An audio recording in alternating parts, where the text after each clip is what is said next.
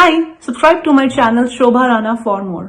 When people are in the act of sex, जब वो उस एक्टिविटी में इन्वॉल्व होते हैं तो डिस्ट्रैक्शंस एक बहुत कॉमन प्रॉब्लम है जो बहुत लोगों को होती है कि मैं उस समय उस वक्त में उस जगह पे नहीं होता हूँ, मेरा माइंड कहीं और डिस्ट्रैक्शंस में है, या किसी रिस्पॉन्सिबिलिटी में है, या किसी टास्क में है, या जो हो रहा है शायद उससे इतना खुश नहीं है, कहीं और है। तो डिस्ट्रैक्शंस जो होती हैं उस टाइम पे उसको कैसे डील करें? How does one cultivate mindfulness कि आप प्रेजेंट मोमेंट में ही रह पाओ जो उस वक्त हो रहा है उसमें? इसके लिए मैं आपको टेक्निक्स भी बताती हूँ, बट इसको थोड़ा सा अच्छे से समझाते हैं ऑडियंस को कि माइंडफुलनेस क्या है।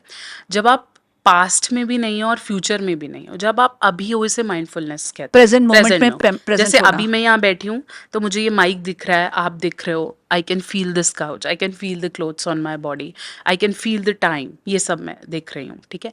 इसे माइंडफुलनेस कहते हैं। अगर हम बहुत ज़्यादा, मैं आज यहाँ बैठी हूँ लेकिन मैं सोच रही हूँ अच्छा मुझे कब जाना है, कब मैं आई थी, कैसे आया, तो क्या होगा, मैं ये 100% एंजॉय कर ही नहीं सकती, ठीक है? एग्जैक्टली। ये माइंडफुलनेस वैसे तो शुरू से शुरू होनी चाहिए, बच्चों को भी सिखाना चाहिए शुरू से। अगर हमारे नेचर में आ जाए तो हम आज में, अभी में उसको मैक्सिमम जी सकते हैं। जैसे बोलते हैं live life to the fullest, the moment you are in, moment to moment living जिसे कहा जाता है। बिल्कुल। ये बहुत ज़रूरी है माइंडफुलनेस, क्योंकि इसी से आपका कनेक्शन खुद के साथ भी बनता है, और आप बिल्कुल। जब खुद के साथ कनेक्टेड होते हो तो ही आप बाकी लोगों के साथ कनेक्टेड Connect फील कर कर सकते हो, पाओगे। या आप उस तरह के लोग ढूंढ पाते हो जो आपकी फ्रीक्वेंसी पे वाइब्रेट करते हैं, है ना। बिल्कुल। हमारे साथ होता है कि हम लाइफ में बड़े रैंडम हो जाते हैं, क्योंकि मेरे खुद के साथ कनेक्शन इतना रैंडम है कि मुझे खुद ही नहीं पता मुझे क्या चाहिए। तो हम हर life उस में ही बंदे से random- कनेक्ट हो हर जाते हैं और किसी से उससे connect इन्फ्लुएंस रहे हो हैं। जाते कोई हैं। पार्टी कर रहा है तो पार्टी कर रहे हैं, कोई सत्संग में जा रहा है तो सत्संग में जा रहे हैं, कोई योगा कर रहा है तो योगा कर रहा है, कोई जिम जा रहा है तो जिम कर रहे हैं, कोई गॉसिपिंग कर रहा है तो गॉसिप कर रहे हैं, हम सब कुछ कर रहे हैं, है ना। और हमें लगता है कि हम बड़े वर्सेटाइल हैं, बट मुझे लगता है कहीं ना कहीं हम बड़े रैंडम हैं। बहुत रैंडम है और बहुत इन्फ्लुएंशियल है।